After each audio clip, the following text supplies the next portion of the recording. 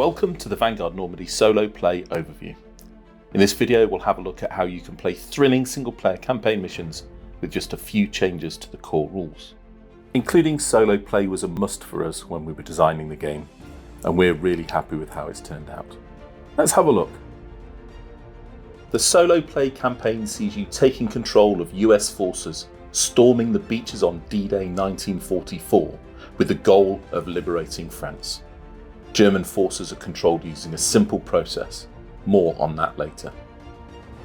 Thanks to unlocking a stretch goal, there are now 6 missions to play through, each with their own unique battlefield setup using the sector tiles from the main game. The missions are presented in chronological order, but there's nothing to stop you playing them in any order you want. We're going to look at the second mission, Omaha Beach. All missions have a unique setup. The mission book has maps showing how to set up the tiles for each one. The map also gives specific hex locations for where the German and US units should be set up. When you play these missions, only certain unit cards for each nation can be used. You'll also need to pay attention to the number of each unit card available.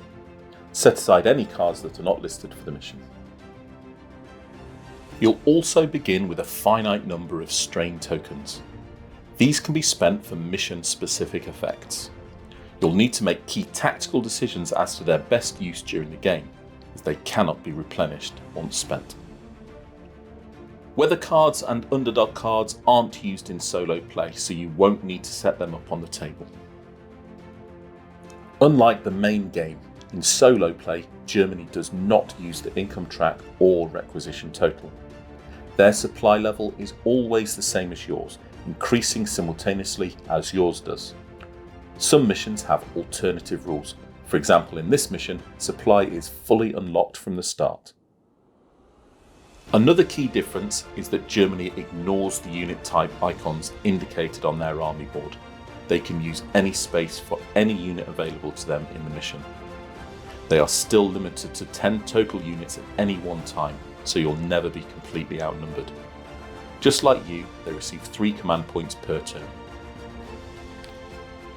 Activation is still determined randomly. When a German activation token is picked out of the bag, we follow a simple process for determining which unit activates and what actions that unit takes. Which unit gets activated is determined using health, requisition, attack range, proximity to US units, and unit card position on the army board. Once the unit to be activated has been determined, its action is first based on whether there is a US unit within attack range. If a US unit is found to be in attack range, the German unit attacks, but only if it's possible for its target to be damaged by the weapons listed on the unit card. Otherwise, it will move towards the closest enemy unit until it is either within range or has run out of action points.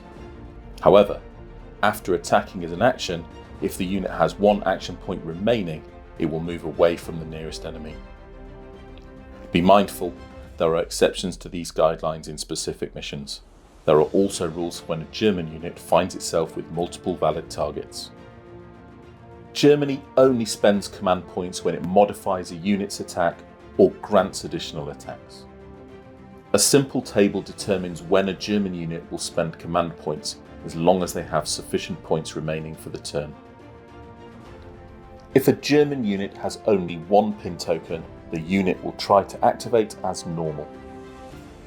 However, when a German unit has 2 or more pin tokens, it will be forced to use the rally action instead.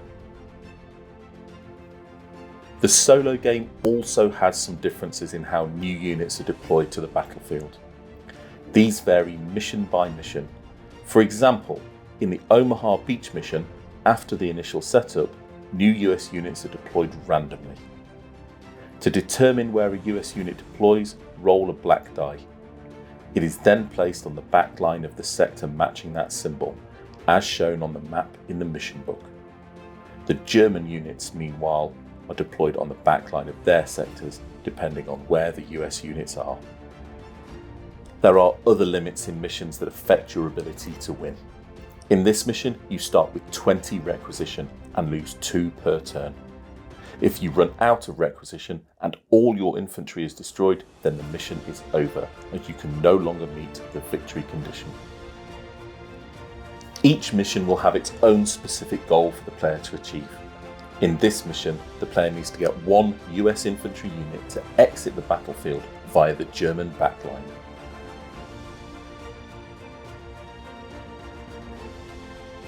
That brings us to the end of our look at solo play in Vanguard Normandy. The solo play mode is still in development and we're still tweaking things here or there to refine the experience. If you have any questions or comments, please let us know. Thanks for watching.